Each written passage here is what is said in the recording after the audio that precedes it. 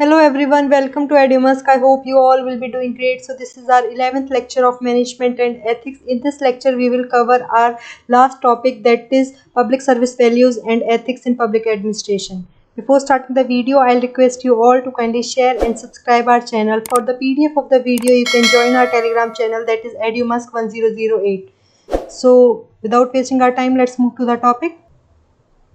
तो आज हम डिस्कस करने वाले हैं sources to the ethical guidance in public administration. तो सोर्सेज क्या क्या है हमारे, सबसे पहला आता है हमारा लॉ। जो लॉ है वो सिमिलर है बिल्कुल लीगल फॉर्म जो होती है हमारी रूल्स की। मतलब रूल्स हम नॉर्मल भी लगा देते हैं, मान लो हमारे घर में रूल्स और रेगुलेशंस फॉलो हो रहे हैं, किसी एक मतलब प्राइवेट इंस्टीट्यूशन में रूल्स फॉलो हो रहे हैं, तो वो सारे क्या आते हैं, रूल्स होते हैं। लेकिन अगर उसकी लीगल फॉर्म बन जाए तो वो लॉ कहलाता है।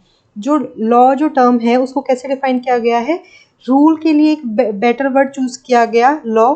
क्यों? क्योंकि वो लीगली है, वो लीगल फॉर्म्स को फॉलो अप कर रहा है, जिसको कि हर सिटीजन पे लगाया जा रहा है, हर जगह पे लगाया जा रहा है, ऑल ओवर द कंट्री लगाया जा रहा है। होल कंट्री पे जो लगाया जाए वो लॉ होता है। एक डेमोक्रेटिक सिस्टम में एक लॉ जो है वो एक लेजिस्लेचर पास करते हैं, लेजिस्लेचर पास करता है। जैसे जो हमारी कंट्री का लेजिस्लेचर है वो अपने लॉ बना रहा है, अपने रूल्स बना रहा है, उन रूल्स को जब पास किया जा रहा है तो वो लॉ बन जाता है। It can be said that a law is much more formal than a rule. Obviously एक रूल जो है एक प्राइवेट इंस्टीट्यूशन या एक नॉर्मली घर में भी लगाया जा सकता है रूल एंड रेगुलेशन, लेकिन लॉ जो है वो फॉर्मल टर्म है क्योंकि उसको all over the country legally लगाया जा रहा है। Laws are prescribe by higher governmental office. मतलब जो हायर अथॉरिटीज़ होती हैं वो हमें लॉज को प्रिस्क्राइब करती हैं, हमें बताती हैं। जैसे कि पुलिस और प्रोसिक्यूटर ऑफिस जो होते हैं वो इम्प्लीमेंट करते हैं लॉज को। लॉ जो है हमारा वो एक रिटन कोड होता है जिसको हम इंटरप्रेट करते हैं जब हमें ज़रूरत पड़ती है। क्लियर? मतलब ये एक तरह से रिटन में होता है, हमारे जो भी लॉज हैं हमारे वो सब रिटन में होते हैं। जो लॉ, कोई भी स्टेटमेंट या कोई भी रूल लॉ कब बनता है, जब उसके ऊपर कुछ इम्प्लीमेंटेशंस लगाई जाती हैं। जैसे कि हम वोटिंग प्रोसेसेस करेंगे, हम ये देखेंगे कि ये लॉ कितना बेनिफिशियरी है, कितना अच्छा है, कितना बुरा है, तो उसके लिए प्रॉपर एक कह सकते हैं हम कि रूल और मतलब चीज़ें फॉलो की जाती हैं, एक पैटर्न फॉलो किया जा रहा है, स्टेजेस फॉलो करी जाएंगी कि भाई इसको किसी भी स्टेटमेंट को या किसी भी चीज़ को, किसी रूल को लॉ बनाना है या नहीं। ठीक है, उसको लीगल फॉर्म देने के लिए, किसी रूल को लीगल फॉर्म देने के लिए बहुत सारी चीज़ों से पास करना पड़ता है, तब जाके वो एक लॉ बनता है। क्लियर? तो लॉ और रूल सिमिलर बेशक हो सकते हैं, लेकिन रूल एक पर्टिकुलर चीज जगह पे लगाया जा सकता है, जबकि लॉ जो है वो पूरी कंट्री पे, ऑल ओवर द कंट्री लगाया जाता है। क्लियर? हमारा जो लॉ है उसे गवर्नमेंट बनाती है और प्रोटेक्ट करती है कि किसको, हमारे जो इनहेबिटेंट्स हैं। मतलब एक कंट्री के अंदर जैसे हम हैं, हमारी कंट्री के अंदर हम रह रहे हैं, तो हमें जो लॉज हैं वो एक तरह से प्रोटेक्शन दे रहे हैं। अब जैसे पुलिस है, हमारे साथ कोई भी इनजस्टिस होता है, कोई भी गलत, कुछ भी रॉन्ग डूइंग हो रही है, कुछ मिस हैपनिंग हो रही है, तो उसके लिए हमारे पास गवर्नमेंट है, पुलिस है हमारे पास। तो वो क्या करती है, हमारी जो लॉज हैं वो वही जो पुलिस और प्रोसिक्यूटर्स जो होते हैं हमारे, वही इम्प्लीमेंट करते हैं। तो लॉ जो है वो हमारी प्रोटेक्शन के लिए, हमारी सेफ्टी के लिए होता है। जुडिशरी, लेजिस्लेचर और पब्लिक ऑफिशियल्स जो हमारे पब्लिक एडमिनिस्ट्रेशन में काम कर रहे हैं, वो ये तीनों जो बॉडीज़ होती हैं, मेन बॉडीज़ होती हैं गवर्नमेंट की, जो कि लॉज को बनाने में और उनको इम्प्लीमेंट करने में हेल्पफुल रहती हैं हमारे लिए। क्लियर? ये तीन बॉडीज़, जुडिशरी, लेजिस्लेचर और पब्लिक ऑफिशियल्स जो हैं, ये तीनों मिलके लॉ बनाते हैं और उसको इम्प्लीमेंटेशन में काम करते हैं। क्लियर? उसके बाद नेक्स्ट आता है हमारा वेदर लॉ गाइड्स एथिक्स और एथिक्स गाइड लॉ। मतलब अब हमारा एक क्वेश्चन बनता है कि लॉ एथिक्स को गाइड कर रहा है या एथिक्स लॉ को गाइड कर रही है। क्लियर? तो देख लेते हैं। Sometimes law can be more progressive than ethics. मतलब कई बार जो लॉ होता है वो ज़्यादा एक्टिव हो सकता है एथिक्स से। जैसे कि हम मान लेते हैं कि जो सती जो एबोलिशन हुआ था, जो सती प्रथा हटाई गई थी पास्ट में, जब हमारी हिस्ट्री में हम पढ़ते हैं, विलियम बेंटिक ने जिसको हटाया था, उस केस में जो लॉ था उसने एथिक्स को गाइड किया था। कैसे? वो जो लॉ बनाया गया, जो रूल रेगुलेशन लगाए गए, जो इम्प्लीमेंटेशन करी गई, वो एथिकली ठीक थी। वो एथिक्स के अंदर एक तरह से एथिकल बिहेवियर के अंदर आते हैं कि सती का जो एबॉलिशन हुआ, सती प्रथा जो हटी, वो बहुत अच्छा हुआ, वो एथिकली भी गलत था। तो उसके लिए लॉ बनाने से क्या हुआ, लॉ ने एथिक्स को गाइड किया। क्लियर? और उस जो इस तरीके से जो सोसाइटी है वो ज़्यादा प्रोग्रेसिव हुई, मतलब उस चीज़ को हटाने से। तो कई बार जो लॉ होता है वो एथिक्स को गाइड करता है। पर मोस्ट ऑफ द केसेस में हमारी जो एथिक्स है वही लॉ को गाइड करती है। Law in most of the cases minimal ethical conduct. Most of the cases में लॉ जो होता है वो मिनिमल एथिकल कंडक्ट होता है which state want each person to uphold. मतलब क्या है कि जो हर पर्सन को अपहोल्ड करना चाहिए, रखना चाहिए। जैसे एग्जांपल है, although in high form of ethical conduct we should not take anything which isn't rightfully ours. इसका मतलब ये है कि एथिक्स जो है वो लॉ से मतलब कई टाइम्स ऊपर चला जाता है कई बार, जिसमें कि हमें ये देखना पड़ता है कि कौन सी चीज़ राइटफुल है और कौन सी रॉन्ग है। जैसे मैं आपको एक एग्जांपल देती हूँ कि एक जगह पे कोई बच्चा है, उसको मान लो 500 का नोट पड़ा हुआ मिला, क्लियर। तो उस जो नोट के लिए उसने किसी से चोरी तो नहीं करी, वो लॉफुली अगर हम देखें तो वो चीज़ गलत नहीं है, क्योंकि उसको वो पैसे पड़े हुए मिले, तो वो एक तरीके से उसने कुछ क्राइम नहीं करा है। लेकिन अगर हम एथिकल सेंस में देखें तो जो चीज़ हमारी नहीं है उसको हम अपनी नहीं कह सकते, इसलिए वो चीज़ एथिकली गलत हो गई। तो एथिक्स जो है वो ज़्यादातर लॉ को गाइड करता है, क्लियर। तो एथिकल जो है वो मतलब हाईएस्ट फॉर्म हो जाती है लॉ की, एकदम मतलब लॉ से भी ऊपर एथिकल पॉइंट चला जाता है। जैसे कि मैंने आपको बताया कि जो वो 500 रुपये का जो नोट पड़ा मिला वो लॉ के अकॉर्डेंस में अगर देखें तो गलत नहीं है, लेकिन हम एथिकली देखें तो गलत है, क्योंकि वो हमारा नहीं है, हम उसे नहीं उठा सकते, क्लियर। तो इसी तरीके से जो लॉ है वो कई टाइम्स में एथिक्स को गाइड करता है, लेकिन एथिक्स जो है वो most of the times law को गाइड करती है, क्लियर है। लॉ का जो कंसेप्ट था वो बहुत सारे फिलोसफर्स का अटेंशन का सोर्स था। मतलब बहुत सारे फिलोसफर्स को अट्रैक्ट किया लॉ ने। उनमें से एक थे थॉमस एक्विनस। उनके जो नोशन है लॉ के, उनको सबसे ज़्यादा एक्सेप्ट किया गया है, मतलब मोस्ट एक्सेप्टेबल थे उनके नोशन। कैसे? क्योंकि उन्होंने डिफाइन किया, उन्होंने जो लॉ था उसको एज ए कमांड देखा। उन्होंने ये बताया कि जो लॉ है वो एक डायरेक्टिव है जो कि रीजनेबल है, और जो हमारे कॉमन जो पीपल हैं उनके लिए एक कॉमन गुड है, एक अच्छा है, मतलब उनकी जो नीड्स है, उनकी जो चीज़ें हैं उनको सेटिस्फैक्ट्री है, अब हमारी जो कम्युनिटी है उसके केयर के लिए है, क्लियर, जो लॉ है। और ये किसी पर्टिकुलर जो इंडिविजुअल है, जो कुछ इंडिविजुअल्स हैं जिनका इंटरेस्ट है या जो इंटरेस्टेड है किसी उसमें किसी पर्टिकुलर चीज़ को लेके, उनके लिए बेनिफिशियरी नहीं है, जबकि ये ऑल ओवर द कम्युनिटी जो है हमारी उसका ध्यान रखता है, उसकी केयर करता है। इसलिए जो लॉ है वो एक बेस्ट चीज़ है, मतलब हम कह सकते हैं एक बेस्ट ऑर्डिनेंस है, बेस्ट ऑर्डर है, जो कि पब्लिकली बनाया गया है लोगों के लिए, उनकी अच्छाई के लिए, क्लियर। तो उन्होंने लॉ को बहुत ही ज़्यादा अच्छे से एक्सप्लेन किया कि ये कैसे कॉमन गुड के लिए अच्छा है, और कैसे ये हमारी जो पब्लिक है उसके लिए एक प्रॉपर ऑर्डिनेंस या ऑर्डर है, जो कि ना कि एक फ्यू इंडिविजुअल्स के इंटरेस्ट को सेटिस्फाई करता है, जबकि ये ऑल ओवर द कम्युनिटी मतलब एक तरह से एक्सपीरियंस्ड है, उसके ऊपर काम करता है। उसके बाद जो उन्होंने डिफाइन किया लॉ को, वो 4 टाइप से थे हमारे। पहला था human law, second natural, eternal और डिवाइन। ये 4 टाइप के लॉज थे जो थॉमस एक्विनस ने डिफाइन किए थे। देख लेते हैं कि ये इन्होंने क्या बताया अपने इन 4 काइंड के जो लॉ थे उनमें। सबसे पहले आता है हमारा एटर्नल लॉ। एटर्नल लॉ क्या है? इसके अंदर बताया गया कि गॉड जो है वो यूनिवर्स का रूलर है, ठीक है। भगवान ने ही पूरी पूरे यूनिवर्स को बनाया है, तो ही इज़ द रूलर, और उनको ही कंसिडर किया जाता है कि वही सारी चीज़ों को मतलब देखते हैं कि ये एक एटर्नल लॉ है जो कि सब्जेक्टेड टू अस, मतलब पूरे यूनिवर्स पे सब्जेक्टेड है, कि उनके हिसाब से ही सारी चीज़ें चलती हैं। तो इट इज़ दस an example of divine wisdom. तो ये डिवाइन जो है, मतलब एक तरह से जो हम मानते हैं जो पावर है, एटर्नल लॉ जो है वो उनकी पावर का है, क्लियर, वो उनकी विजडम है, उनके हिसाब से चल रहा है सारा कुछ। तो एटर्नल लॉ है जिसके अंदर हम गॉड को एक तरह सुप्रीम मान के कि उनके ही रूल्स रेगुलेशंस चल रहे हैं यूनिवर्स के ऊपर। उसके बाद नेक्स्ट आता है हमारा the natural law. Natural law states that law should be based on morality and ethics. मतलब जो हमारा जो नेचुरल लॉ है ये कहता है कि जो हमारा लॉ है वो बेस्ड होना चाहिए मॉरलिटी और एथिक्स को, मतलब इनका कंसिडरेशन होना चाहिए और इनको कंसिडर करके लॉ बनना चाहिए।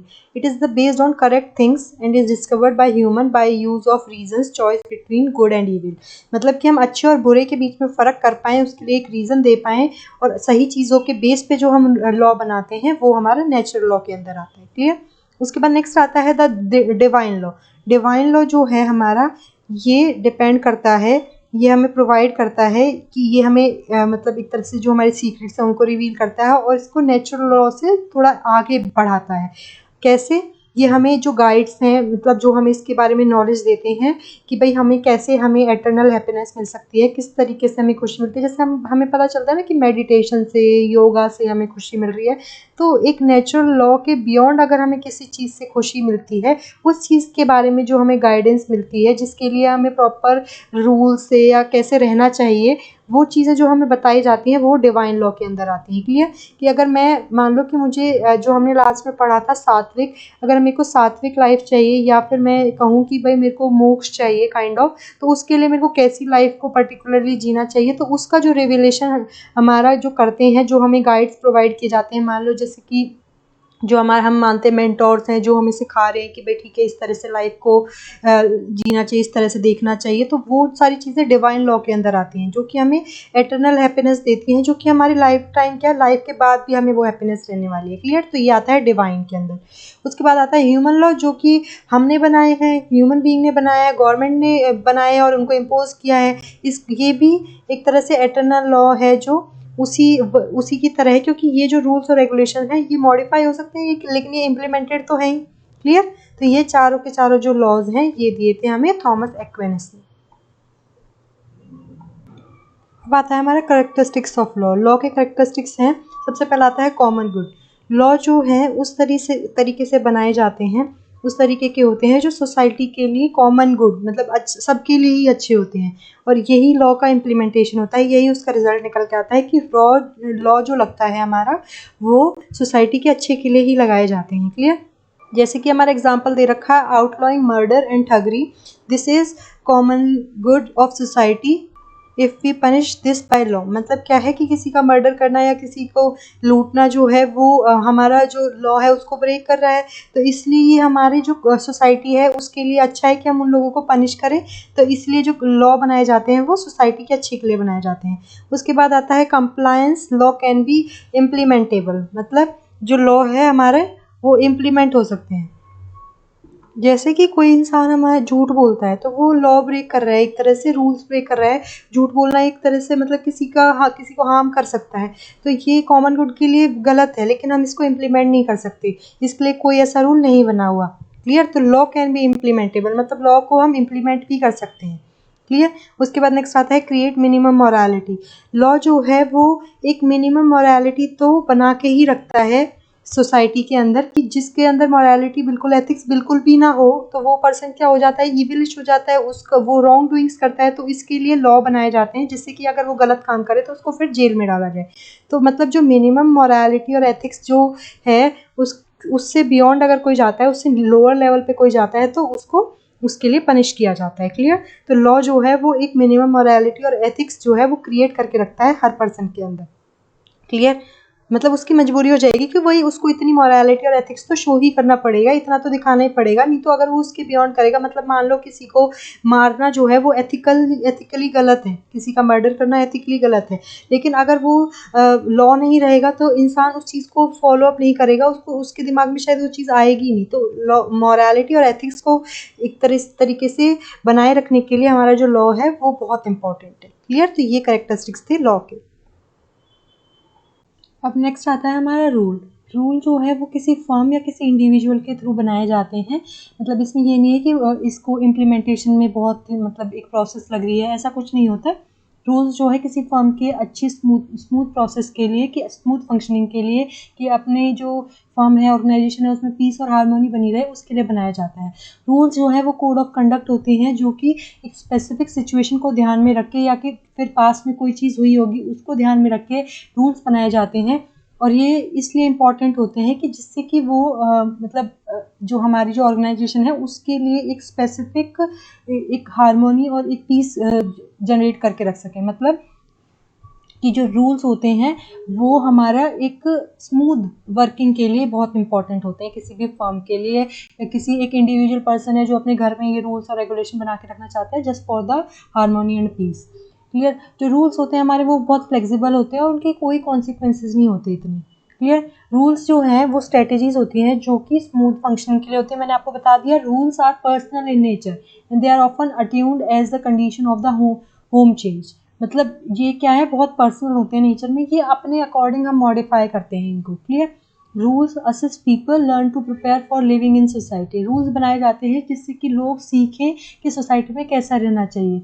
Rules are judicial legal findings as in a जज ruling on a case.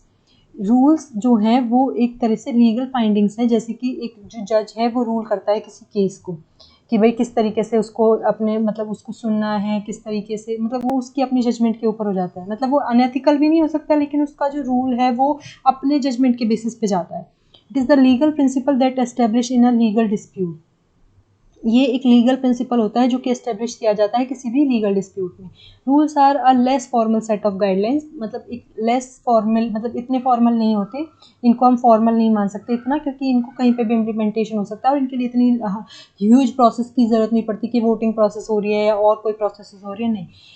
Guidelines which has little or no consequences depending on the person that is imposing. तो रूल्स ऐसी चीज़ें होती हैं, ऐसी गाइडलाइंस होती हैं जो पर्सन इनको इम्पोज करता है उसके ऊपर इनका बहुत कम असर पड़ता है या फिर बहुत कम उनके ऊपर ये इम्प्लीमेंटेशन रखते हैं रूल्स। क्लियर? जबकि लॉ जो होते हैं, लॉ जो होगा वो जो इम्प्लीमेंट कर रहे हैं, जो हम कह रहे हैं गवर्नमेंट जो इम्प्लीमेंट कर रही है या पब्लिक एडमिनिस्ट्रेशन पब्लिक सर्विस में जो लोग हैं वो जो इम्प्लीमेंट कर रहे हैं, रूल लॉज जो होगा वो सबके लिए सेम होंगे। ठीक है? अगर कोई गलती वो लोग करते हैं, अगर किसी पर्सन का मर्डर किसी एक हाई प्रोफाइल पर्सन ने कर दिया, किसी पॉलिटिशियन ने कर दिया, तो उसको भी वही सेम ही उसको वही सज़ा मिलती है, वही पनिशमेंट होती है उसके लिए भी। तो इसलिए लॉ जो है वो सबके लिए इक्वल होता है, जबकि रूल जो है जो पर्सन इसको इम्प्लीमेंट कर रहा है, इम्पोज कर रहा है, उस पर इसका बहुत कम फर्क पड़ता है। क्लियर? अब आता है डिफरेंस क्या होता है लॉ और रूल में। तो ये तो हम अभी एक तरीके से जब हमने दोनों को डिस्कस किया तभी आपको समझ में आ गया होगा। लॉ जो है वो एक लीगल फॉर्म होती है, ठीक है। रूल्स जो है वो मतलब सपल होते हैं। सपल कैसे कि मतलब उनको जब भी हम चाहें जब भी बेंड कर सकते हैं, मॉडिफाई कर सकते हैं। क्लियर? लॉज के लिए एक प्रॉपर प्रोसेस चलाई जाती है, उस प्रोसेस के बाद ही उसको उनको इम्प्लीमेंट किया जा सकता है। रूल्स क्या है, वो एक मेयरली सेट होता है जिनको कभी भी ज़रूरत पड़ने पर हम पुट कर सकते हैं, मतलब बदल भी सकते हैं, एडजस्टमेंट भी कर सकते हैं। क्लियर? जो लॉ है वो ज़्यादा पावरफुल होता है कंपेयर टू रूल्स, है ना। लॉ जो है ज़्यादा पावरफुल माना जाता है रूल्स के कंपैरिजन में। लॉज और रूल्स जो हैं वो इस चीज़ की गारंटी देते हैं जब उन्हें एस्टेब्लिश किया जाता है कि हर पर्सन जो है उसको सेम ट्रीट किया जाएगा लॉ और रूल्स के सामने। लॉ और रूल ये भी इंश्योर करते हैं कि जो हर इंडिविजुअल है जो उस मतलब उस जो गाइडलाइन जो दी गई है लॉ और रूल्स के अंदर, उसको प्रॉपरली फॉलो अप करे। अगर कोई भी उन रूल्स को तोड़ता है, कोई भी उनकी मतलब एक तरह से ब्रेक करता है, उन्हें अवहेलना करता है उन रूल्स की, तो उस सिचुएशन में चाहे कोई किसी भी पोजीशन पे क्यों ना हो, जो उसकी पनिशमेंट होगी वो सेम ही होगी। क्लियर? तो मतलब ये कहा जाता है रूल्स और लॉज बनाए जाते हैं just for the person to treat them same, और उनके अच्छे के लिए, उनकी सेफ्टी के लिए। क्लियर? तो ये होता है डिफरेंस लॉ और रूल्स में। अब आता है हमारा रेगुलेशन। रेगुलेशन को आप मान सकते हैं ये रूल्स और लॉ के बीच की जो स्टेट होती है वो रेगुलेशन होता है। मतलब रेगुलेशन एक लीगल स्टैंडर्ड होता है जो कि कंडक्ट की शेप भी ले सकता है, that is by product of imperfection. मतलब हम ये कह सकते हैं कि जब भी किसी रूल को एक तरीके से लीगली फॉर्म दे दी जाए तो वो रेगुलेशन बन जाता है। अगर वो कंप्लीट लॉ ना बने तो वो क्या करेगा, रेगुलेशन की फॉर्म ले लेता है। Regulation comprises of two factors that include a process of monitoring and enforcing legislation.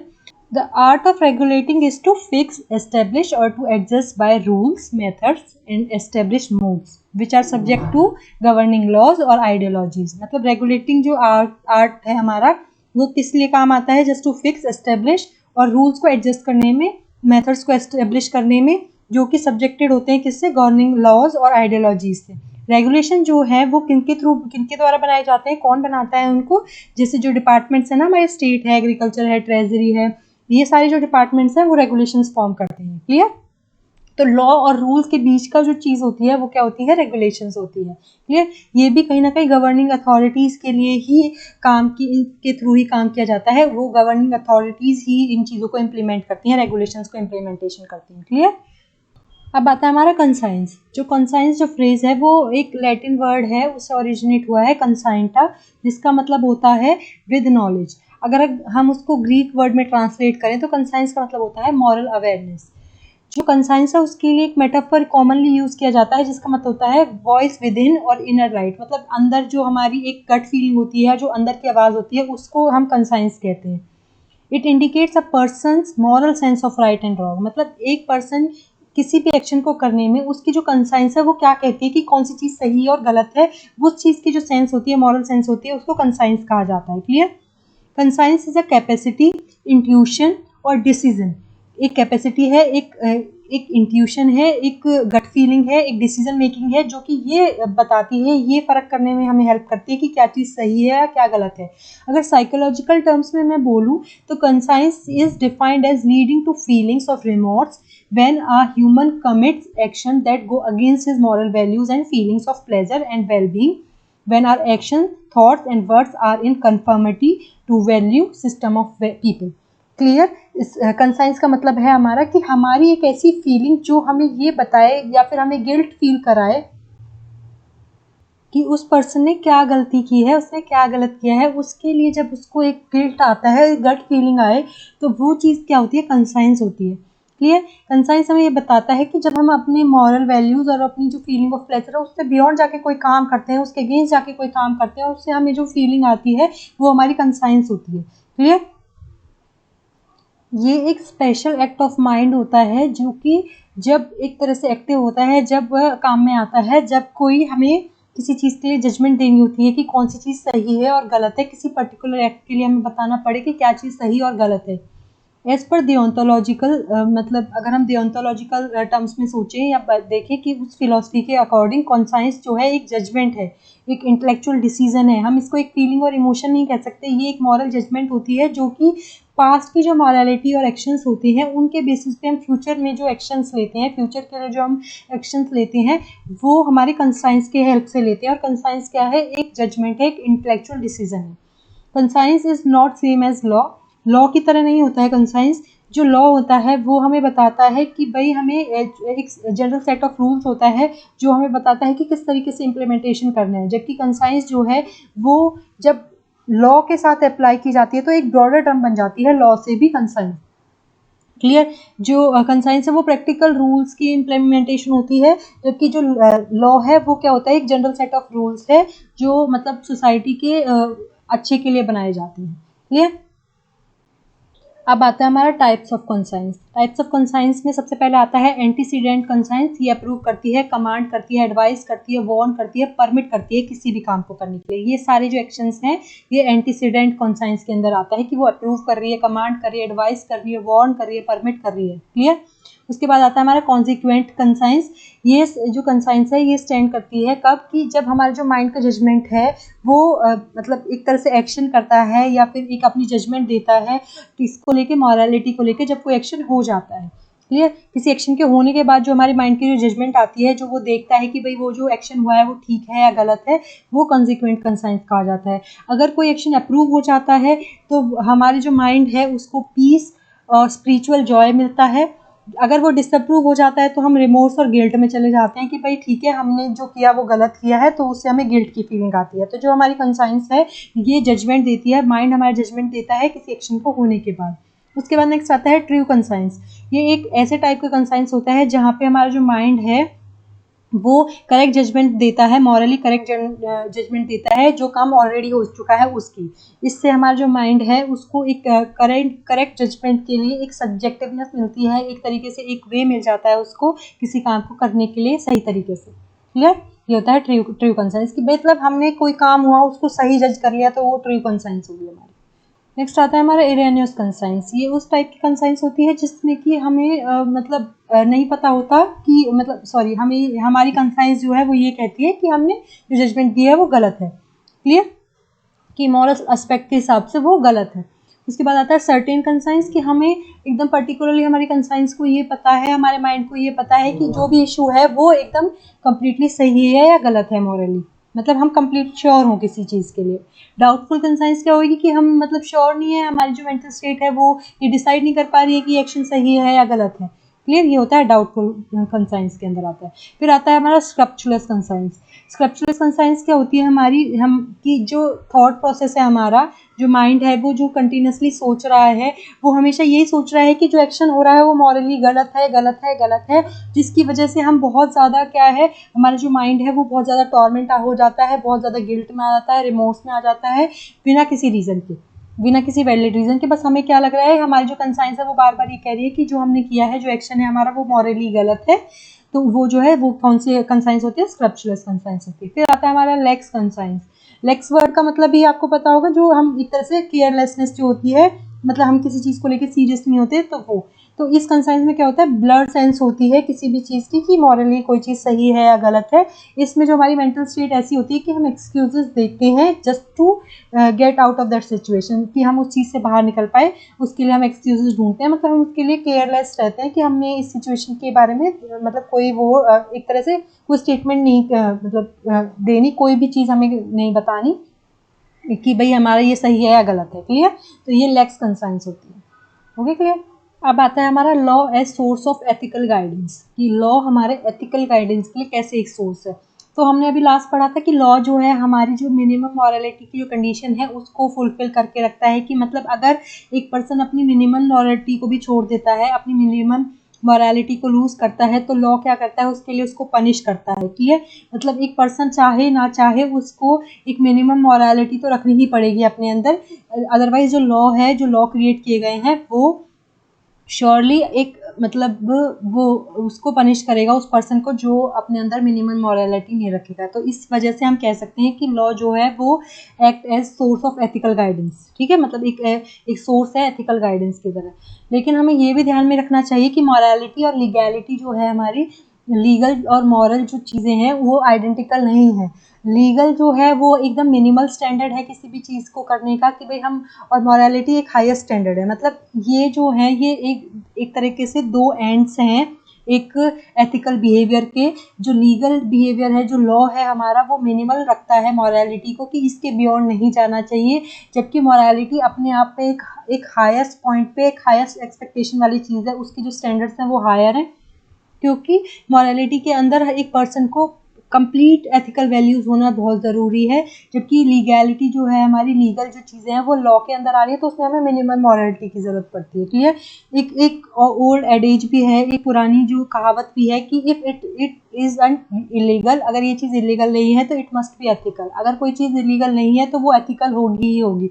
तो एक मिनिमल स्टैंडर्ड सेट है हमारा कि अगर कोई चीज़ लीगल है तो वो एथिकल है ही है।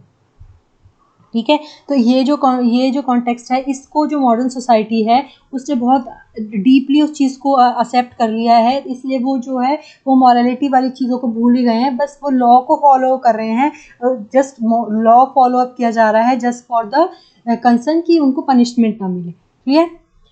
उसके बाद आता है हमारा next, outline something take back legitimacy of that action. मतलब कि अगर हम किसी रूल को ब्रेक करते हैं तो एक तरह से जो हमारा जो लीगल चीज़ है, एक्शन जो हमारा लीगल है, वो कई बार टेक बैक भी कर सकता है, वो मतलब उसको वापस भी लिया जा सकता है। जैसे एग्जांपल है, banning alcohol by law is easy. मतलब लॉ के अंडर हम अल्कोहल को बैन कर सकते हैं, but it is very difficult to implement it. मतलब इसको इम्प्लीमेंट करना बहुत डिफ़िकल्ट है। मतलब कई बार जो लॉ जो ब्रेक करने का जो प्रोसेस है वो कई बार मतलब एक तरह से लीगल एक्शंस जो होते हैं हमारे, उनको भी कई बार वो हार्ड हो जाता है उनको लीगली मतलब इम्प्लीमेंट करना। मतलब वो कैसे, जैसे कि अगर मतलब अल्कोहल ऐसी चीज़ है कि एक पर्सन अननेसेसरीली, अब हम उसके लिए लॉ भी बना दें, लेकिन वो क्या है, इम्प्लीमेंट होने में उसको बहुत डिफ़िकल्टी आएगी। तो वही है कि कई बार लेजिटिमेसी जो है हमारी, वो कई बार उसको ओवररूल कर जाती है। क्लियर हो गया कि law as source of ethical guidance कैसे है। उसके बाद नेक्स्ट आता है हमारा conscience as source of ethical guidance. अब देखते हैं कंसाइंस कैसे हमारे एथिकल गाइडेंस में हेल्प करता है। It comes into play when compliance ethics और कॉग्निटिव एथिक्स बोथ फेल। जब दोनों ये एथिक्स जो है वो फेल हो जाते हैं, उसके बाद हमारा जो कंसाइंस है वो एक्शन में आता है, वो अपने रोल प्ले करता है। अब आता है हमारा कंप्लायंस एथिक्स क्या है। It includes civil services conduct rule, service compliance, what to do and what not to do.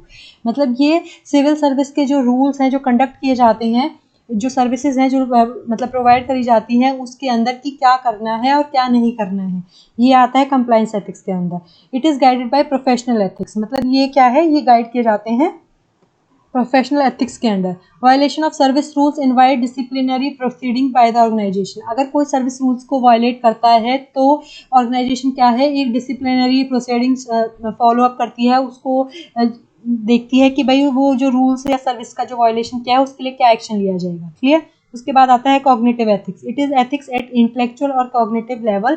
They tends to offer in varying degrees intricate, abstract, impersonal principles to resolve tempting और complex choice. ये कैसी ethics है, ये कौन से level of ethics है जो कि हमारी जो टेम्पटिंग और कॉम्प्लेक्स चॉइसेस होती हैं उनको रिजॉल्व करने में जो प्रिंसिपल्स यूज किए जाते हैं वो आते हैं कॉग्निटिव एथिक्स के अंदर. क्लियर. जब ये दोनों फेल हो जाते हैं तब हम कंसाइंस को यूज करते हैं. क्लियर. अभी मैंने बताया जब दोनों फेल हो जाते हैं तो हम कंसाइंस एथिक्स को लगाते हैं. ये दोनों जो है ये एक लिमिटेड ग्राउंड को कवर करते हैं.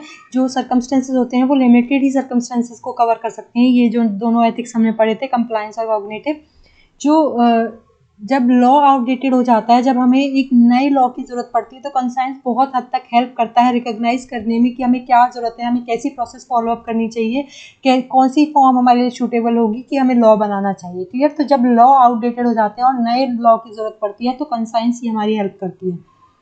कंसाइंस एथिकल कंडक्ट के लिए भी एक इम्पॉर्टेंट टूल है, क्योंकि जहाँ पे लॉ साइलेंट रहता है, जहाँ पे लॉ काम नहीं कर पाता, वहाँ पे कंसाइंस हेल्प करती है एक पर्सन को पब्लिक और प्राइवेट लाइफ में उसकी जो बेसिक बिहेवियर है उसको मतलब एनहेंस करने में, या फिर उसका जो वे है एक चीज़ को लेने का, उसको मतलब उसको देखने में, या उसका एक आप समझ लीजिए एक ज़रिया है कंसाइंस जो हेल्प करता है. जहाँ पे लॉ इम्प्लीमेंट नहीं हो सकता किसी की प्राइवेट लाइफ में या कोई ऐसी पब्लिक सिचुएशन में, वहाँ पे कंसाइंस हेल्प करती है. It supplement the role of law. ये जो लॉ का जो रोल है उसको एक तरह से एनहेंस करती है, सप्लीमेंट करती है. And rules in providing for ethical governance. Ethical governance के लिए हमारी जो कंसाइंस है वो लॉ को सप्लीमेंट करती है, उसके लिए एक एडिशनल चीज़ बनती है एथिकल गवर्नेंस को अच्छे से चलाने में. इन एब्सेंस ऑफ कंसाइंस, अगर कंसाइंस ना हो तो मतलब एक पर्सन के लिए जो लॉ है वो एक वर्ड ही बन के रह जाएगा, और वो अपनी जो स्पिरिट है उसको विद प्रिविलेज वायलेट कर सकता है कि भाई वो अपनी जो एक्शंस हैं उसको विद प्रिविलेज ऐसे वायलेट करेगा, और मतलब हमारे जो लॉ है वो एक लेटर की तरह एक शब्द बन के रह जाएगा. तो कंसाइंस का होना बहुत ज़रूरी है. क्लियर. लॉ के लिए भी कंसाइंस बहुत हेल्पफुल है, बहुत ही ज़्यादा एक तरह से सप्लीमेंट का रोल प्ले करती है. बिना कंसाइंस के लॉ कुछ नहीं बन सकता. अब आते हैं हमारे लिमिटेशंस ऑफ कंसाइंस. कंसाइंस की लिमिटेशंस हैं बहुत सारी. पहले क्या है, कंसाइंस एक सब्जेक्टिव टर्म है, नॉट ऑब्जेक्टिव. मतलब ये फीलिंग्स पे, अपने इमोशंस के बेसिस पे हमारी कंसाइंस काम करती है, ना कि ये ऑब्जेक्टिव बेसिस पे या पर्टिकुलर सिचुएशन को देख के कि भाई ठीक है.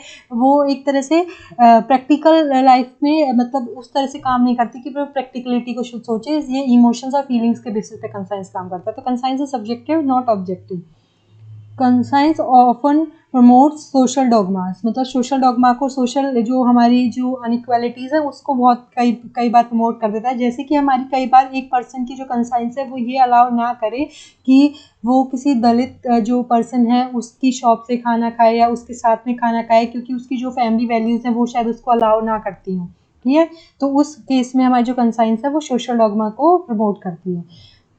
Sometimes it leads to multiplicity and inconsistency. जैसे कि लॉ जो है वो कंसिस्टेंट है और सबके इक्वल ही अप्लाइड होता है, जबकि एक पर्सन की जो कंसाइंस है वो कई बार डिफरेंट आंसर्स दे सकती है डिफरेंट एक सेम सिचुएशन में. मान लो कि एक पर्सन सेम सिचुएशन फेस कर रहा है लेकिन वो डिफरेंट तरीके से एक्ट कर रहा है, तो एक इस तरीके से वो क्या है, इनकन्सिस्टेंसी आती है कंसाइंस के अंदर. जबकि लॉ जो है वो कंसिस्टेंस है, वो हर सिचुएशन में एक सिमिलर कंडीशन में इक्वली ही अप्लाई हो सकता है.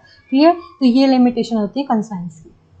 अब आता है हमारा अकाउंटेबिलिटी. अकाउंटेबिलिटी रेफर करती है एक ऐसी प्रोसेस, हमारी एक ऐसी नॉर्म्स जिसमें कि हमें ये बताना पड़े, इसके लिए हम आंसरेबल रहें कि हमने जो डिसीजन लिया है वो क्यों लिया है, क्या रीज़न था उसके पीछे. ठीक है. तो ये जो है, ये डिसीजन मेकर और जो बेनिफिशियरी है उसके बीच में जो प्रोसेस होती है कि जो डिसीजन मेकर होता है उसको अकाउंटेबल रहना पड़ता है बेनिफिशियरी की तरफ, आंसरेबल रहना पड़ता है कि उसने जो डिसीजन दिया वो क्यों दिया. अब जो अकाउंटेबिलिटी है वो बहुत इंपॉर्टेंट है गुड गवर्नेंस के लिए. क्यों? क्योंकि एक सबसे बड़ी चीज़ तो कि जो अकाउंटेबिलिटी है वो रेज करती है जो इफेक्टिवनेस जो होती है पब्लिक ऑफिशियल्स और पब्लिक बॉडीज़ के बीच में, कि वो जो परफॉर्मेंस दे रहे हैं वो उनका जो काम है, जो भी वो डिसीजन मेकिंग कर रहे हैं या कोई भी मतलब किसी भी चीज़ की फंक्शनिंग कर रहे हैं, उसके लिए वो फुल पोटेंशियल से अपना पूरा इनपुट दे रहे हैं. तो उसके लिए जो मतलब वो जो सर्व कर रहे हैं अपने कंट्री के लिए, जो भी वो चीज़ें या एक्शंस कर रहे हैं, जो भी वो परफॉर्म कर रहे हैं एक्शंस को, वो सारे जो है वो इफेक्टिव हैं। तो उसके लिए हमारी जो अकाउंटेबिलिटी है वो बहुत हेल्प करती है। फिर अकाउंटेबिलिटी एक ट्रांसपेरेंसी मेंटेन करने में बहुत हेल्प करती है कि अगर कोई भी डिसीजन लिया गया है, कोई भी इंफॉर्मेशन है, कोई भी एक्शन लिया जा रहा है, उसकी जस्टिफिकेशन, जैसे जो हम नॉर्मल पर्सन जो होते हैं और जो पब्लिक होती है और जो एक तरह से हम अथॉरिटीज़ लगा लो, जो मतलब हमारी गवर्नमेंट है, वो आंसरेबल रहे कि भाई हम वो जो डिसीजन मेकिंग ले रही है वो क्यों ले रही है। हमें हर चीज़ की इंफॉर्मेशन रहती है अगर अकाउंटेबिलिटी रहती है किसी भी ऑर्गेनाइजेशन में या किसी भी गवर्नमेंट के सामने या फिर किसी भी कंट्री के अंदर। मतलब हर एक्शन के लिए अगर अकाउंटेबल रहेगा, मतलब कोई भी जो फर्म है या फिर कोई भी गवर्नमेंट है, तो उससे क्या है, एक ट्रांसपेरेंसी मेंटेन रहेगी और हमें हर चीज़ की इंफॉर्मेशन रहेगी कि कोई भी डिसीजन और एक्शन है वो क्यों हो रहा है, उसका जस्टिफिकेशन रहेगा हमारे पास। क्लियर। उसके बाद नेक्स्ट आता है हमारा, अब टू टाइप की अकाउंटेबिलिटी है हमारी, एक एक्सटर्नल और इंटरनल। एक्सटर्नल अकाउंटेबिलिटी क्या होती है, जो गवर्नमेंट और सिटीजन्स के बीच में एस्टेब्लिश की जाती है थ्रू द इलेक्शन, तो ये होती है एक्सटर्नल अकाउंटेबिलिटी। क्लियर। उसके बाद आते हैं इंटरनल अकाउंटेबिलिटी। क्या होती है, refer to the system of check and balances and incentives on one hand and oversight mechanism coupled with expectations of the stakeholder to be met on the other। मतलब क्या है, एक साइड पे तो हमारे चेक बैलेंसेस इंसेंटिव्स जो हैं वो, और दूसरी साइड पे हमारे जो स्टेक होल्डर्स हैं, उन दोनों के बीच में जो अकाउंटेबिलिटी है उसको कहते हैं इंटरनल अकाउंटेबिलिटी। क्लियर। उसके बाद हमारा जो नेक्स्ट आता है वो है हमारी एडवांटेजेस। एडवांटेजेस क्या है अकाउंटेबिलिटी की एक गवर्नेंस में। सबसे पहली तो है डेमोक्रेटिक गवर्नेंस।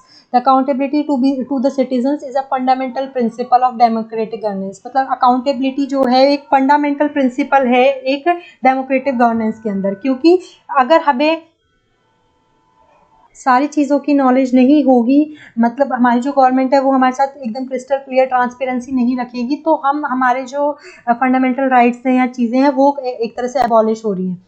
तो इसी वजह से जो डेमोक्रेटिक गवर्नमेंट जो होती है वो सारी चीज़ों के लिए अकाउंटेबल होती है, आंसरेबल होती है, ट्रांसपेरेंसी मेंटेन करके रखती है कि वो जो भी एक्शंस कर रही है, जो भी चीज़ें कर रही है, वो उन सबको, मतलब उन सब की जो इन्फॉर्मेशन होती है वो एक नॉर्मल पर्सन के पास होती है, नॉर्मल पब्लिक के पास होती है। टिल देन उसको कॉन्फिडेंशियल रखने की ज़रूरत नहीं है, जब तक कि वो चीज़ unless and until that thing to be confidential, उस चीज़ को कॉन्फिडेंशियल रखा जाए जब तक के लिए मतलब वो अकाउंटेबल रहेगी सिटीजन्स की तरफ। आंसरेबिलिटी क्या होता है कि कोई भी एक्शन जो किया गया है, कोई भी एनफोर्समेंट किया गया है किसी भी कंपोनेंट को, कोई भी एक्शन लिया गया है, उस केस में हमारा जो मतलब कमीशन है या जो हमारी जो अथॉरिटीज़ हैं, जो हमारा एडमिनिस्ट्रेशन है, वो आंसरेबल रहता है। रेमेडियल मेजर्स क्या होता है, it provide for remedial measures including punishment in case of deviation from norms.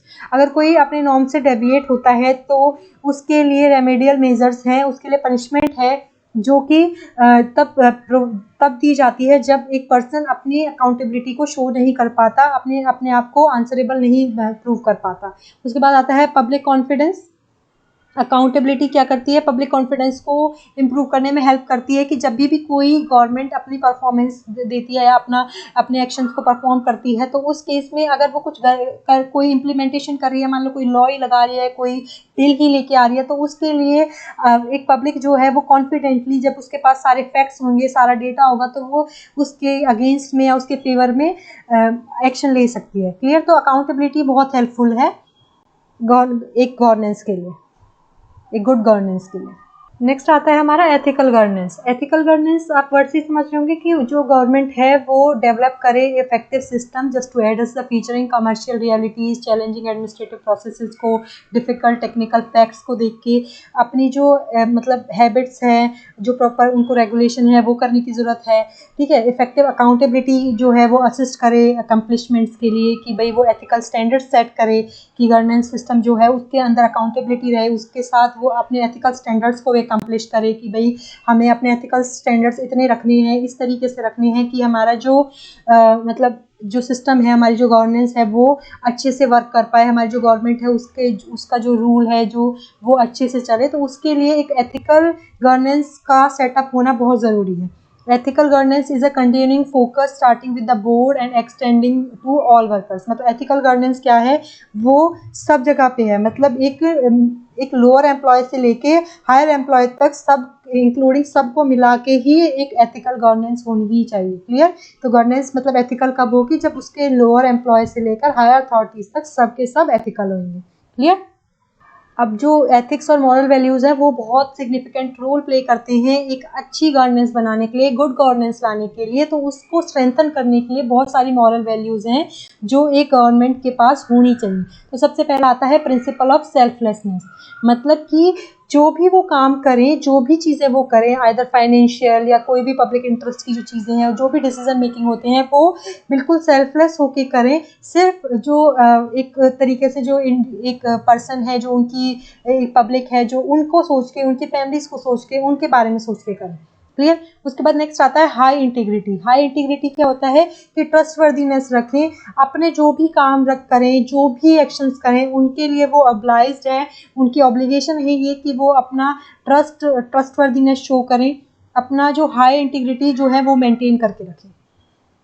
Next आता है ऑब्जेक्टिविटी। ऑब्जेक्टिविटी का मतलब है कि इम्पार्शियल नहीं होना किसी भी चीज़ को लेके, मतलब कोई भी एक्शंस जो लिए जाएं, आइदर कोई अपॉइंटमेंट करी जा रही है, कोई अवार्ड कॉन्ट्रैक्ट हो रहा है, कोई रिकमेंडेशन हो रहे हैं रिवॉर्ड के लिए, कोई बेनिफिट है, कोई पब्लिक ऑफिस को होल्ड करना है, कहीं किसी भी सिचुएशन में जो भी डिसीजन मेकिंग की जाए या जो भी चॉइसेस करी जाएँ वो on the basis of merit की जाएँ, मतलब फेयर डिसीजंस लिए जाएँ। क्लियर? उसके बाद आता है अकाउंटेबिलिटी। अकाउंटेबिलिटी हम एकदम डिटेल में पढ़ भी चुके हैं कि कोई भी डिसीजन, कोई भी एक्शन जो लिया जाए पब्लिक ऑफिसर्स के थ्रू, वो सारे जो है उस पर ट्रांसपेरेंसी रहनी चाहिए, इन्फॉर्मेशन जो है वो क्लियरली सबको मतलब एकदम ट्रांसपेरेंट रहनी चाहिए। आइदर मतलब कोई भी कुछ भी हो जाए, कोई भी कंडीशन आ जाए, लेकिन जो रिकॉर्ड्स हैं, जो भी चीज़ें हैं, उनको अपना ट्रांसपेरेंसी मेंटेन करके रखनी चाहिए, इरिस्पेक्टिव ऑफ दैट कि वो कॉन्फिडेंशियल रखने की ज़रूरत नहीं है, उन्हें सीक्रेट रखने की ज़रूरत नहीं है। नेक्स्ट है ऑनेस्टी। जो पब्लिक ऑफिस को होल्ड करते हैं उनकी ड्यूटी है कि वो अपना जो है प्राइवेट इंटरेस्ट है जो उसको पब्लिक ड्यूटीज से ज़्यादा ऊपर ना समझें और अपने काम में ऑनेस्टी रखें। क्लियर? और पब्लिक इंटरेस्ट को प्रोटेक्ट करें। लीडरशिप जो पब्लिक ऑफिस को होल्ड कर रहे हैं उनको प्रमोट करना चाहिए, उनको सपोर्ट करना चाहिए लीडरशिप के प्रिंसिपल्स को, और एक एग्जांपल सेट करना चाहिए कि ठीक है लीडरशिप कैसे फॉलो अप की जाती है। नेक्स्ट है हमारा sense of belongingness with the public. अब जो भी हमारे जो गवर्नमेंट के अंदर जो भी पर्सन काम करते हैं, जो भी मतलब एक तरह से पब्लिक ऑफिसर्स जो होते हैं हमारे, या फिर जो मिनिस्टर्स जो होते हैं हमारे, जितने भी एमएलए एमपीज जो भी हमारे होते हैं, उनको एक सेंस ऑफ बिलोंगिंगनेस रखनी चाहिए अपने वोटर्स के साथ, पब्लिक के साथ, जिससे कि वो कनेक्ट कर पाएँ। उस कनेक्ट करने से उनको एक सेंस ऑफ बिलोंगिंगनेस रहेगी और लोगों को पता चलेगा, लोगों को पता रहेगा कि हमारी गवर्नमेंट एथिकल है और अच्छे से काम कर रही है। क्लियर? उसके बाद नेक्स्ट आता है हमारा responsible and responsiveness civil servant. क्या है? सिविल सर्वेंट का काम होता है कि वो रिस्पॉन्सिबल रहे, कोई भी अगर कोई प्रॉब्लम फेस की जाती है पब्लिक के द्वारा तो उसको प्रॉपर उसका जो काम है उसके ये राइट बनता है कि वो उस प्रॉब्लम को हायर अथॉरिटीज़ तक लेके जाए, हायर जो हमारी जो गवर्नमेंट है वहाँ तक लेके जाए और उसके लिए एक प्रॉपर मेजर्स करे, फिजिबल मेजर्स करे, जिससे कि उस प्रॉब्लम को विद इन द टाइम और with in the law solve किया जा सके। क्लियर? उसके बाद फ्रेंडली रिलेशन विद पीपल।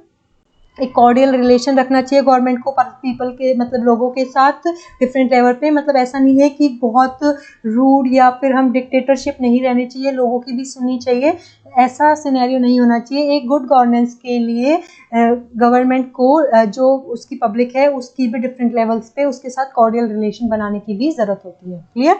तो ये एक एथिकल गवर्नेंस के एक तरह से जो एक प्रिंसिपल्स हैं वो फॉलो अप करने चाहिए, जो ये सब बताए गए।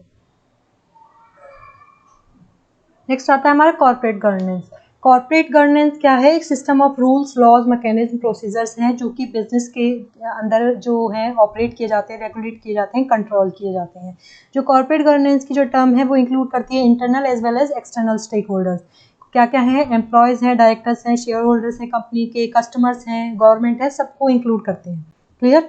तो ये जो है जो कॉर्पोरेट गवर्नेंस है ये इंश्योर करती है कि जो डिसीजन मेकिंग है वो हमारे जो कॉर्पोरेट ऑब्जेक्टिव्स हैं, जो गोल्स हैं, उनको अचीव कर पाए। ट्रांसपेरेंसी रहे बिजनेस ट्रांजैक्शंस के बीच में, लीगल कंप्लायंस, स्टैट्यूटरी मेंटेन रहे, protection of share holder interest, share holder का जो इंटरेस्ट है वो मेंटेन रहे, जो एथिकल कंडक्ट जो है, हमारी जो वैल्यूज़ हैं, कंडक्ट्स हैं, मॉरल वैल्यूज़ हैं, वो बिजनेस में कमिट रहें, वो बनी रहें। उसके बाद credible and confident investors should be there, जो कि मतलब स्टेबल रहे और लॉन्ग टर्म कैपिटल को लोअर कॉस्ट पे लीड कर सकें। क्लियर? तो ये सारी जो कॉर्पोरेट गवर्नेंस है ये इंश्योर करती है ये सारे फैक्टर्स को। उसके बाद आता है हमारा हिस्ट्री ऑफ कॉर्पोरेट गवर्नेंस। सबसे पहले जो हिस्ट्री में कॉन्फ्लिक्ट जो हमने रिकॉर्ड किया था वो 17th सेंचुरी में डच ईस्ट इंडिया कंपनी के बीच हुआ था, जो वर्ल्ड की फर्स्ट पब्लिक लिस्टेड कंपनी है शेयर होल्डर्स के बीच में। आफ्टर दैट जो उसके बाद जो हमने एक कह सकते हैं हम एक्शन या फिर जो एक इंसिडेंट जो रिकॉर्ड किया गया था वो कौन सा था, जो great economic depression in 1930s। क्या किया था, बिजनेस टाइकून्स ने अपनी जितनी भी सेविंग्स थी सारी स्टॉक मार्केट में एक तरह से इन्वेस्ट कर दी थी, जिससे कि न्यूयॉर्क स्टॉक एक्सचेंज जो था वो क्रैश हो गया था, जिसको ब्लैक थर्सडे के नाम से जाना जाता है। क्लियर? जिस दिन वो काम हुआ था। आफ्टर दैट जो कॉर्पोरेट मैनेजमेंट है उसने बहुत सारे चेंजेस किए, लेकिन 2008 में जो रिसेशन हुआ उससे हम अभी भी ये पता लगा सकते हैं कि कितनी कमी है वैल्यूज़ की और एथिक्स की बिजनेस में। उसके बाद हमारा जो इंडिया है उसके लिए जो सेबी है वो वॉचडॉग है कॉर्पोरेट गवर्नेंस का, जो कि कॉर्पोरेट गवर्नेंस की जो एक्टिविटीज़ हैं उनको नोटिफाई करता है, उनको चेक करता है कि भाई वहाँ पर एथिकल वैल्यूज़ हैं, जो मॉरलिटी है वो फॉलो अप हो रही है। सेबी एस्टेब्लिश हुआ था 1990 के बाद हर्षद मेहता स्कैम जो हुआ था शेयर मार्केट में, उसके बाद ये कमेटी जो है वो एस्टेब्लिश करी गई थी just to regulate the corporate governance in the country. Clear? तो सेबी जो है वो कॉर्पोरेट गवर्नेंस को देखता है इंडिया में। अब नेक्स्ट आता है हमारा नीड ऑफ कॉर्पोरेट गवर्नेंस। तो सबसे पहले जो पॉइंट है वो है कि हमारे जो बिजनेसेस हैं उसमें मोनोपोली ना आए। मोनोपोली को प्रिवेंट करने के लिए हम बिजनेसेस में क्या करते हैं, कॉर्पोरेट गवर्नेंस की हमें ज़रूरत पड़ती है। उसके बाद आता है to stop predatory pricing. Predatory pricing को रोकने के लिए जैसे कि जो ई कॉमर्स साइट है जैसे अमेजोन और फ्लिपकार्ट वो इंटेंशनली प्राइस को रिड्यूस कर देते हैं जस्ट टू एलिमिनेट कॉम्पिटिटर्स। अपने जो कॉम्पिटिटर्स हैं उनको रिड्यूस करने उनको हटाने के लिए तो अपने प्राइस को रिड्यूस करके रखते हैं, तो उस चीज़ को हटाने के लिए भी कॉर्पोरेट गवर्नेंस की ज़रूरत होती है। नो इनसाइड ट्रेडिंग ना हो। उसके बाद नेक्स्ट है टू मॉनिटर कंपनीज कि कहीं वो टैक्सेस में इवेशन और मनी लॉन्ड्रिंग की एक्टिविटीज़ तो नहीं हो रही, तो उस चीज़ को मॉनिटर करने के लिए भी कॉर्पोरेट गवर्नेंस की ज़रूरत पड़ती है। To maintain accountability and transparency और अकाउंटेबिलिटी को मेंटेन करने के लिए अकाउंट्स में। उसके बाद जो अकाउंट्स हैं उनको ऑडिट कराने के लिए बिजनेस कॉर्पोरेट्स के टाइम टू टाइम किसके थ्रू, बाय थर्ड पार्टी की, जिससे उनके जो अकाउंट्स हैं उनको चेक करा जा सके कि भाई वो ठीक तो है, कोई मनी लॉन्ड्रिंग या टैक्स का वो तो नहीं हो रहा है कि भाई टैक्सेस नहीं दे रहे हो कहीं। तो उस सब के लिए भी हमें कॉर्पोरेट गवर्नेंस की ज़रूरत होती है। उसके बाद नेक्स्ट आता है to protect interest of the shareholders के इंटरेस्ट को प्रोटेक्ट करने के लिए कि उनके साथ कोई इंजस्टिस ना हो, उसके लिए भी हमें ज़रूरत पड़ती है। To protect autonomy of the independent directors in the board of directors कि मतलब डायरेक्टर्स की मतलब तानाशाही ना हो, डिक्टेटरशिप ना हो, उसको प्रोटेक्ट करने के लिए। तो गुड कॉर्पोरेट गवर्नेंस जो है हमारी वो हमें हेल्प करती है एक एक ट्रांसपेरेंसी, एक अकाउंटेबिलिटी वाला जो कॉर्पोरेट गवर्नेंस है उसको बनाने के लिए। एक अच्छा हमारा हेल्दी एक कॉर्पोरेट वर्ल्ड बने उसके लिए ये नेसेसरी है। किस लिए, for fostering long term investment, मतलब जो लॉन्ग टर्म इन्वेस्टमेंट है उसको बचाए रखने के लिए, फाइनेंशियल स्टेबिलिटी के लिए, बिजनेस इंटीग्रिटी के लिए कि भाई बिजनेस इंटीग्रिटी बनी रहे, फाइनेंशियल स्टेबिलिटी बनी रहे, एक मतलब जो कॉर्पोरेट वर्ल्ड है वो ग्रो करे और जो उसके साथ जो सोसाइटीज़ जो इंक्लाइंड हैं, जो जुड़ी हुई हैं, जो उसके साथ इंक्लूड होती हैं, वो सब भी अपना ग्रो करें। उसके लिए जो कॉर्पोरेट गवर्नेंस है उसका होना बहुत ज़रूरी है, वो हेल्प करती है एक अच्छा एक कॉर्पोरेट एनवायरनमेंट बनाए रखने के लिए। उसके बाद लास्ट आता है हमारा CSR के लिए, मतलब कॉर्पोरेट सोशल रिस्पॉन्सिबिलिटीज़ जो हैं उसको मेंटेन करने के लिए भी जो कॉर्पोरेट वर्ल्ड है वो अपनी सोशल रिस्पॉन्सिबिलिटीज़ को भी समझे कि उसका अपनी सोसाइटी की तरफ क्या उसका पर्सपेक्टिव होना चाहिए, उसको भी मेंटेन कराने के लिए हमारा जो कॉर्पोरेट गवर्नेंस है उसकी ज़रूरत होती है। क्लियर? तो आज के लिए इतना ही था। I hope you like the video. In the next lecture we will study about the probability in governance. तो तब तक के लिए आप हमारे चैनल को शेयर और सब्सक्राइब करते रहें। For the PDF of the video you can join our Telegram channel that is EduMusk 1008। तो thank you so much, stay safe.